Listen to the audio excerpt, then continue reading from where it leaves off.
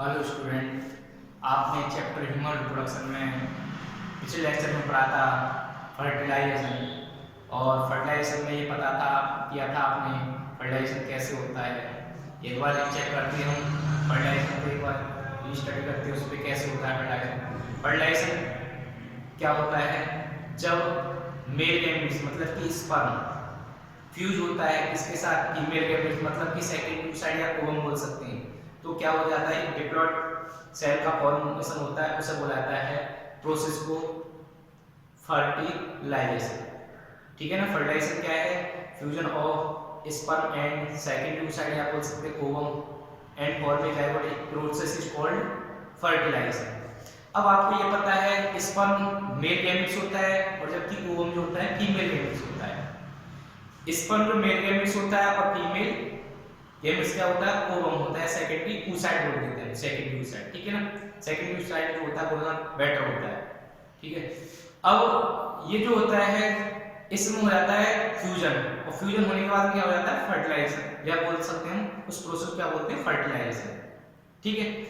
अब ये sperm male gametes है, ये होता है हैप्लॉइड, और ऐसे फीमेल गैमेट्स सेकेंडरी oocyte वो भी क्या होता है? हैप्लॉइड होता है। हैप्लॉइड का मतलब होता है वन सेट ऑफ क्रोमोसोम। जो हमारी बॉडी में क्या होता है? टू सेट ऑफ क्रोमोसोम होते हैं। हमारी बॉडी जैसे 46 है, 46 मतलब टू सेट ऑफ क्रोमोसोम, तो वन सेट ऑफ क्रोमोसोम क्या हो गया? 23। ठीक है ना। अगर हमारा कोई गैमेट्स बनेगा तो कितनी क्रोमोसोम होंगे उसमें? 23। मेल में बना है चाहे फीमेल में, 23 क्रोमोसोम होंगे उसमें। क्लियर है। जब ये हैप्लॉइड गैमेट्स जो होते हैं, जब ये फर्टिलाइजेशन के दौरान फ्यूज होते हैं मेल एंड फीमेल स्पर्म या बोल सकते सेकंड oocyte, तो एक जाइगोट का फॉर्म होता है जिसे बोलते हैं डिप्लॉइड सेल। डिप्लॉइड सेल क्या बोलते हैं? डिप्लॉइड सेल या डिप्लॉइड जाइगोट। क्योंकि उसमें क्या हो जाता है? दोबारा से मेंटेन हो जाते हैं 46, क्योंकि 23 उधर से है मेल गैमेट से, 23 उधर से है, तो जाइगोट में क्या हो गया? 46। तो क्या हो गया? रीअरेंज देखने को मिल गए या मेंटेन हो गए दोबारा से 46, क्योंकि किसी भी ऑर्गेन का फॉर्मेशन करने के लिए उसे डिप्लॉइड का भी जरूरी होना है, क्योंकि उसमें टू सेट ऑफ क्रोमोसोम चाहिए। अब हमारी बॉडी अगर वो डिप्लॉइड होती है सेल मेल गैमेट्स और फीमेल गैमेट्स दोनों ही डिप्लॉइड होते हैं, तो कितने होते हैं? 46 टू कितने हो गए? 92 क्रोमोसोम का जाइगोट बनता है, जो बहुत ही जो हमारी बॉडी है उसकी स्ट्रक्चर बहुत बदल जाती है। ठीक है ना। बहुत सारे ऑर्गन डबल हो जाते हैं, बहुत सारे चेंजेस देखने को मिलते हैं। तो हमारी बॉडी को क्या है मेंटेन करने के लिए, तो हमारे अंदर क्या होता है? हैप्लॉइड गैमेट्स बनते हैं। हैप्लॉइड गैमेट्स क्या करते हैं? डिप्लॉइड जाइगोट का फॉर्मेशन करते हैं। कैसे? वो फर्टिलाइजेशन के दौरान दोनों फ्यूज हो जाते हैं, हैप्लॉइड और हैप्लॉइड, तो क्या हो जाता है? डिप्लॉइड जाइगोट का फॉर्मेशन हो जाता है। ठीक है ना।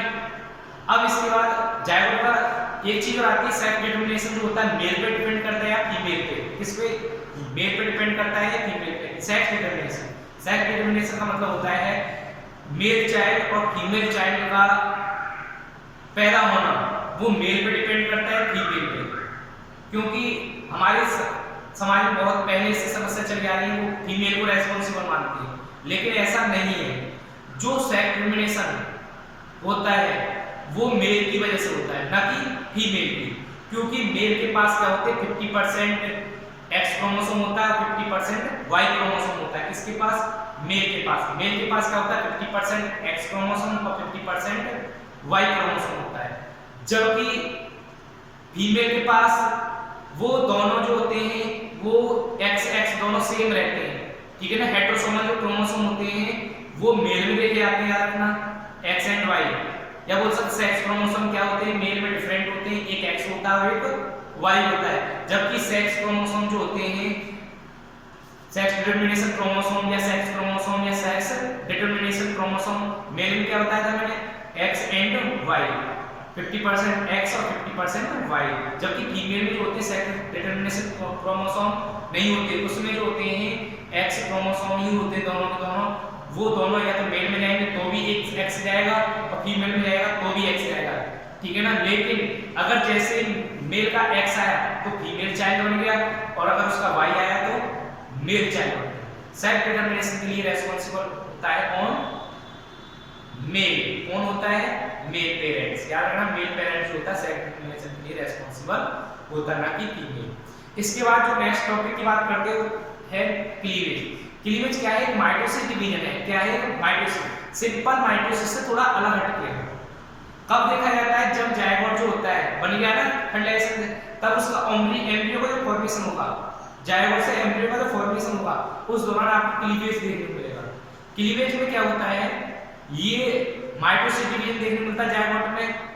जब तक एम्ब्रियो फॉर्मेशन होता है तो उस प्रोसेस क्या बोलते हैं? क्लीवेज। ये नॉर्मल माइटोसिस से अलग होता है, क्योंकि नॉर्मल माइटोसिस में क्या होता है, जब जैसे जैसे सेल डिवीजन होता है वैसे वैसे सेल का ग्रोथ होता है, सेल का साइज बढ़ता है। लेकिन इस क्लीवेज में क्या होता है, जैसे सेल डिवीजन होगा वैसे वैसे सेल का साइज रिड्यूस होगा, डिक्रीज होगा। क्लियर है? ये पता चल गया। कहां पर देखने को मिलता है क्लीवेज जो होता है? जायगोट में देखने को मिलेगा। और कहां पर देखने को मिलेगा? ओविडक्ट में देखने को मिलता है। कहां पर देखने को मिलता है? ओविडक्ट। ओविडक्ट में एम्पुला से शुरुआत होती है, क्योंकि एम्पुला पर ही फर्टिलाइजेशन होता है। याद रखना है आपको, एम्पुला में ही फर्टिलाइजेशन होता है। तो आपको क्लीवेज कहां देखने को मिलेगा? ओविडक्ट में। कहां से शुरुआत होगी? एम्पुला से शुरुआत होगी। ये नॉर्मल माइटोसिस से अलग होता है, लेकिन होता ही है माइटोसिस ही है क्लीवेज में, लेकिन नॉर्मल माइटोसिस से थोड़ा अलग होता है। क्यों? क्योंकि उसके कैरेक्टरिस्टिक होते हैं सेल का साइज रिड्यूस होना, डिक्रीज होना। क्लियर है?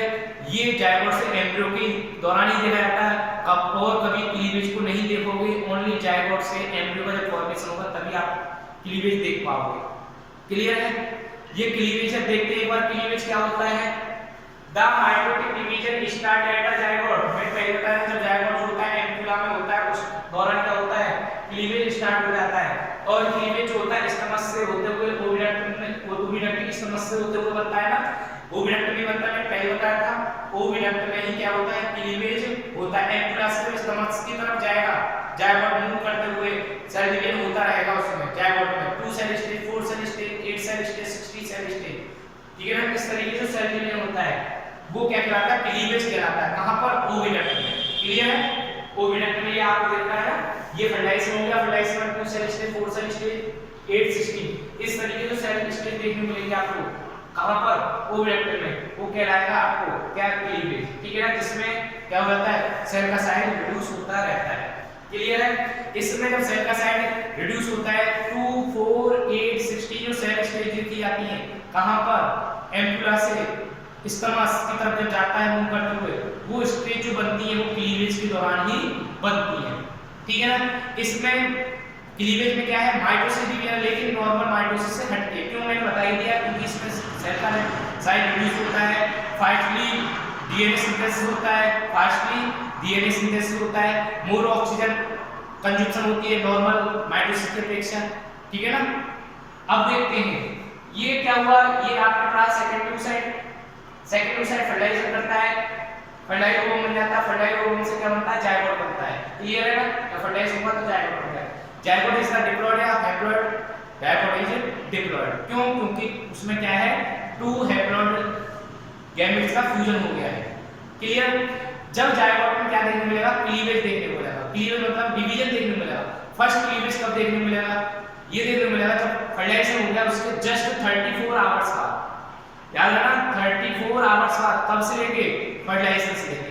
फर्टिलाइजेशन से लेके 34 आवर्स में आपको देखने को मिलेगा, 34 आवर्स बाद आपको फर्स्ट क्लीवेज, जिसमें 2 सेल फॉर्मेशन होगा। और वो सेल जो होती है ना, वो जोना पेलोसिटा के अंदर ही होती है। ठीक है ना? और जोना पेलोसिटा जो होती है वो क्या होती है? एक टफ लेयर होती है जो इतनी आसानी के साथ रप्चर नहीं होती। तो 2 सेल स्टेज कब बनती है? 34 आवर्स में। क्यों? क्योंकि तब फर्स्ट क्लीवेज देखा जाता है। ठीक है ना? सेकंड क्लीवेज कब देखा जाएगा? 40 आवर्स में। कितना? 40 आवर्स। कब से? फर्टिलाइजेशन से। जब फर्टिलाइजेशन से सही 40 आवर्स होंगे तब क्या देखने को मिलेगा? Second cleavage. और सेकंड क्लीवेज में कितनी सेल स्टेज आएगी? 4 सेल स्टेज। ठीक है ना? उनको क्या बोला जाता है? सेल्स को ब्लास्टोमिया। और किसके अंदर होंगी वो? जोना पेलोसिटा। जोना पेलोसिटा के अंदर ही देखने को मिलेंगी। फिर उसके बाद थर्ड क्लीवेज होगा। थर्ड क्लीवेज मतलब थर्ड माइटोसिस डिवीजन। और उसमें क्या देखने को मिलेगा आपको? जोना पेलोसिटा के अंदर वो 4 सेल जो होती है वो डिवाइड करेंगी, कितनी सेल स्टेज हो जाएंगी? 8 सेल स्टेज। ठीक है ना? वो कब देखने को मिलेगा? वो देखने को मिलेगा थर्ड डे। कब देखने को मिलेगा? थर्ड क्लीवेज थर्ड डे देखने को मिलेगा। Second cleavage 40 hours after. कहां से लेके? फर्टिलाइजेशन से। हम टाइम लगाएंगे, काउंट जो करेंगे वो फर्टिलाइजेशन करेंगे थर्ड डे भी फर्टिलाइजेशन से थर्ड डे जाके क्या होगा, थर्ड क्लीवेज देखने को मिलेगा, जिसमें एक सेल स्टेज आ जाएगी और वो 8 सेल जो होंगी वो क्या होंगी, वो क्या रहेंगी, ब्लास्टोमिया। ठीक है ना। अब क्या होगा, फोर्थ क्लीवेज कब देखने को मिलेगा, फोर्थ डे के एंड में आपको क्या देखने को मिलेगा, फोर्थ क्लीवेज देखने को मिलेगा। क्या देखने को मिलेगा, फोर्थ क्लीवेज। याद रखना आपको, फोर्थ क्लीवेज क्या होगा, 16 सेल स्टेज होंगी।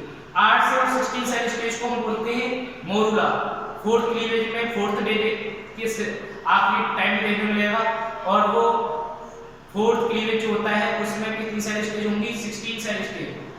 ठीक है ना। इसको हम 8 से और 16 सेल स्टेज के हम क्या बोलते हैं, उसे मोरुला बोलते हैं। मोरुला जो होता है एक सॉलिड बॉल लाइक स्ट्रक्चर होता है जो जोना पेलुसरा के अंदर ही प्रेजेंट, जोना पेलुसरा से कवर होता है। जोना पेलुसरा इज द हार्ड या बोलते हैं टफ लेयर जो नॉन स्टिकी होती है। ये जो होती है जोना पेलुसरा नॉन स्टिकी है, तो वो ओविडक्ट में ही ये क्या देखने को मिलता है, हमें क्लीवेज देखने को मिलता है, और मोरुला जो होता है ओविडक्ट में फॉर्मेशन होता है। ठीक है ना। इससे आगे अगर वो ब्लास्टोसिस्ट हो जाए तो ब्लास्टोसिस्ट की जो ट्रोफोब्लास्ट जो लेयर होती है वो नॉन स्टिकी होती है। अगर वो यही हो जाता है ओविडक्ट में तो क्या है, एक्टो प्रेगनेंसी क्या देखने को मिलती है, एक्टोपिक प्रेगनेंसी देखने को मिलती है, जो कहां पर डेवलप हो जाती है, ओविडक्ट में, जिसकी वजह से दिक्कत खड़ी हो जाती है। वो बताएंगे कैसे कैसे होता है। ठीक है। ये सॉलिड बॉल लाइक स्ट्रक्चर होती है, 8 to 16 सेल स्टेज होती है, जिसे हम बोलते हैं morula, solid ball like structure. ये जो होता है लैटिन वर्ड से लिया गया है, मोरस, मोरस मतलब होता है मलबरी। ये जो होता है लैटिन मलबरी लाइक स्ट्रक्चर दिखाई देती है हमें, इसलिए इसका नाम क्या दिया गया, मोरुला दिया गया। किसका, इसका। अब एक बार देखते हैं, first cleavage 34 hours 47 2 cell stage. Second cleavage कितनी सेल स्टेज, 4 सेल स्टेज। कितने आवर्स बाद, 40 आवर्स बाद। क्लीवेज थर्ड कितने थर्ड डे देखी जाती है, कितनी सेल स्टेज, 8 सेल स्टेज। ठीक है ना। ये जितने भी 8 cell stage, 4 cell stage, 2 cell stage, 16 cell stage, ये सब क्या है, ये सब ब्लास्टोमियर सेल कहलाते हैं ब्लास्टोमियर। ठीक है ना। इसके बाद क्लीवेज फोर्थ कब देखने को मिला, एंड ऑफ फोर्थ डे। ठीक है ना। ये कितनी cell stage, 16 cell stage. 8 to 16 cell stage को हम क्या बोलते हैं, मोरुला बोलते हैं, जो टफ लेयर के द्वारा कवर होते हैं। उस टफ लेयर को क्या बोलते हैं, जोना पेलुसरा, जो स्टिकी नॉन स्टिकी नेचर होता है उसका, नॉन स्टिकी। ठीक है ना। अगर स्टिकी नेचर होता है तो क्या हो जाता है, वहीं पर ही इम्बेडेड कर जाते हैं, वहीं पर चिपक जाते हैं। कहां पर, ओविडक्ट। जिसके बाद क्या हो रहा था, वहीं पर ही क्या हो रहा है, एम्ब्रियो डेवलपमेंट देखा जाता है। ठीक है ना। इसके बाद ये जो होता है, जैसे 5वें 6वें दिन आता है तो ये डेवलप हो जाता है ब्लास्टोसिस्ट। इसमें डेवलप हो जाता है मोरुला, ब्लास्टोसिस्ट में ये ट्रांसफॉर्म हो जाता है ब्लास्टोला, इसमें सॉरी मोरुला किसमें डेवलप हो जाता है, ब्लास्टोसिस्ट में। याद रखना, मोरुला जो होता है वो ब्लास्टोसिस्ट में, ब्लास्टोला में डेवलप हो जाता है। कब, 5 से 6 डे, 4 डे तक मोरुला रहता है। ठीक है ना। जैसे 5 से 6 डे होते हैं वैसे वो कहां जाता है, यूटेरस में आ जाता है। कहां पर आ जाता है, यूटेरस में आ जाता है। क्योंकि 5th और 6th से क्योंकि जैसे ही 5th और 6th डे आते हैं वैसे ही जोना पेलुसरा डिसअपीयर हो जाती है और अपीयर हो जाती है ट्रोपोब्लास्ट लेयर। ट्रोपोब्लास्ट लेयर जो होती है वो दिखाई देने लगती है। जो अंदर सेल है उनसे ये लेयर बनी होती है, जिससे क्या बोलाता है, ट्रोपोब्लास्ट। ठीक है ना। और ट्रोपोब्लास्ट होती है स्टिकी नेचर, जो क्या करती है, इम्प्लांटेशन में हेल्प करती है। ठीक है ना। ये कब देखा जाता है हमें, ब्लास्टोसिस्ट डेवलपमेंट 5 से 6 डे। इसमें क्या होता है, एक कैविटी दिखाई देती है ब्लास्टोसिस्ट में, उसको कैविटी क्या बोलते हैं, ब्लास्टोसिस्ट, जिसकी वजह से उसे ब्लास्टोसिस्ट बोला जाता है। ब्लास्टोसिस्ट कैविटी होती है ब्लास्टोसिस्ट, क्योंकि एक सिस्ट लाइक स्ट्रक्चर दिखाई देती है। इसमें आपको दिखाई दे रहा है एक सेंट्रल सेल मास दिखाई दे रहा है, मास दिखाई दे रहा है सेल्स का, उसे इनर सेल मास कहते हैं। अगर inner cell mass trophoblast cell से टच होता है, अटैचमेंट होता है, किसका, इनर सेल मास और ट्रोपोब्लास्ट, तो वो जो ट्रोपोब्लास्ट है वो इनर मास सेल से जुड़ी हुई होती है। जो ट्रोपोब्लास्ट इनर सेल मास से जुड़ी हुई है उनको बोला जाता है, उन ट्रोपोब्लास्ट को बोला जाता है सेल्स ऑफ रोवर। क्या बोला जाता है, सेल्स ऑफ रोवर पूछ के आता है। क्लियर। ये सेल्स ऑफ रोवर कहलाती है, जो इनर सेल मास से जुड़ी हुई होती है। ये ब्लास्टोसिस्ट डेवलपमेंट 5 से 6 डे देखने मिलता है। आपको पता चल गया क्यों, क्योंकि ब्लास्टोसिस्ट जो होता है, याद रखना इसमें क्या कैरेक्टरिस्टिक दिखाई देता है हमें, उसमें ट्रोपोब्लास्ट लेयर दिखाई देती है जो स्टिकी नेचर होती है। ठीक है ना। और उसको क्या देखते हैं, इनर सेल मास देखने मिलता है और ब्लास्टोसिस्ट कैविटी देखने मिलती है। ठीक है। उस इनर सेल मास से क्या होता है, एक्टोडर्म, एंडोडर्म, यूडर्म लेयर डेवलप होती है। क्लियर है। इसके बाद ये जो सेल डेवलप हुई आती नहीं और आपने ब्लास्टोसिस्ट देख रहे हो ना, ये रहा इनर सेल कैविटी दिखाई दे रही है, फिर इम्प्लांट डेवलप कर जाता है यूट्रस की एंडोमेट्रियम लेयर पे। एंडोमेट्रियम लेयर पे। एंडोमेट्रियम तो जानती हो ना, inner cell, inner layer of the uterus, वो लेयर क्या होती है, वो एम्बेडेड कर जाती है, एम्बेडेड मतलब धस जाती है। कौन? ब्लास्टोसिस्ट। क्लियर है? इस तरीके से जो आपको दिखाई दे रही है ये कहलाती है इम्प्लांटेशन। इम्प्लांटेशन याद रखना, ये जो होता है जब 7 डे कंप्लीट होने वाला है तब जाके क्या होता है, इम्प्लांटेशन कंप्लीट होता है। क्यों? इम्प्लांटेशन का मतलब ये नहीं है कि खाली सेल हुई और वो क्या हुआ, एम्बेडेड हो गई। ब्लास्टोसिस्ट एम्बेडेड होने से आप बोल सकते हो इम्प्लांटेशन नहीं। इम्प्लांटेशन के साथ साथ उसकी जो यूटेरस